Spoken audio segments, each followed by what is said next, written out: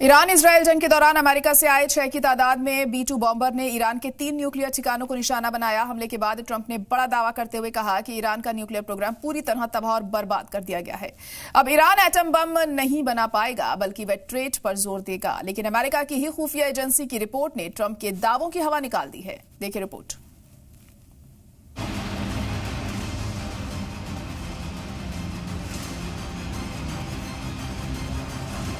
America के B-2 bummer ने Iran के 3 न्यूक्लियर ठिकानों पर हमला किया।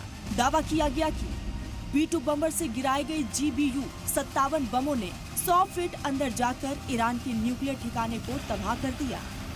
सदर डोनाल्ड ट्रंप ने दावा किया था कि इस हमले में ईरान का न्यूक्लियर प्रोग्राम तबाह हो गया, लेकिन अब इसमें चौंकाने वाली जानकारी सामने आई है। वो ठीक इसके उलट है। अमेरिकी खुफिया डिपार्टमेंट की प्रिलिमिनरी असेसमेंट रिपोर्ट में ट्रंप के दावों को खोखला साबित कर दिया है। रिपोर्ट में कहा गया है कि अमेरिकी हमले में ईरान न्यूक्लियर सेंटर्स को ज्यादा नुकसान नहीं हुआ है।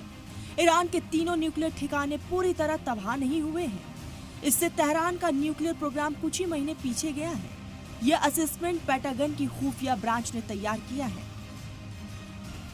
ईरान के न्यूक्लियर प्रोग्राम पर आई खुफिया रिपोर्ट अमेरिकी हमलों के बाद उसके सेंट्रल कमांड से किए गए वॉर डैमेज के असेसमेंट पर बेस्ड है। हालांकि न्यूक्लियर ठिकानों को हुए नुकसान और ईरान की न्यूक्लियर एम्बिशंस पर हमलों के इफेक्ट का एनालिसिस जारी है और अधिक खुफिया जानकारी अवेलेबल होने के बाद इसमें और नए फैक्ट सामने आ सकते हैं। लेकिन शुरुआती कंक्लूजन सदर ट्रंप के दावों से बिल्कुल अलग है, जिसमें डोनाल्ड ट्रंप ने दावा किया था कि हमलों ने ईरान की न्यूक्लियर एनरिचमेंट फैसिलिटी को पूरी तरह से तबाह कर दिया है। इंटेलिजेंस असेसमेंट में चौंकाने वाला इंकशाफ हुआ है। अमेरिकी हमलों में ईरान के न्यूक्लियर साइट्स तबाह नहीं हुए हैं। ईरान का यूरेनियम भंडार अभी भी मौजूद है। कहा तो ये भी जा रहा है कि अनरिच यूरेनियम को अमेरिकी हमलों से पहले ही साइटों से हटा दिया गया था। सेंट्रीफ्यूज काफी हद तक बचे हुए हैं।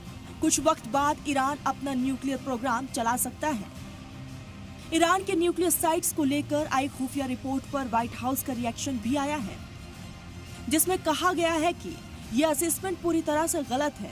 सदर ट्रंप को नीचा दिखाने की कोशिश है और ईरान के न्यूक्लियर प्रोग्राम को तबाह करने के लिए मिशन को चलाने वाले बहादुर लड़ाकू पायलटों को बदनाम करने का एक अपरेंट एफर्ट बताया है।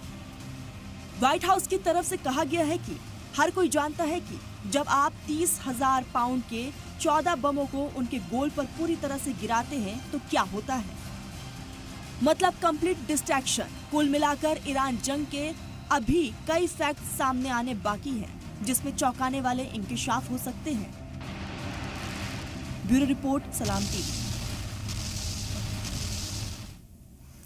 कई दिनों से जारी ईरान इजरायल जंग में आखिरकार सीज फायर हो गया और इसी को लेकर मुंबई में ईरान की जीत का जश्न मनाया गया। लोगों का कहना था कि ईरान से जिस तरह से इजरायल और अमेरिका के खिलाफ मुजाहिरा किया गया है, उसी के डर से दोनों मुल्क सीज फायर के लिए झुक गए। जश्न में शामिल लोगों का कहना था कि यह सीज फायर इजरायल की शिकस्त और ईरान की जीत को दिखाता है।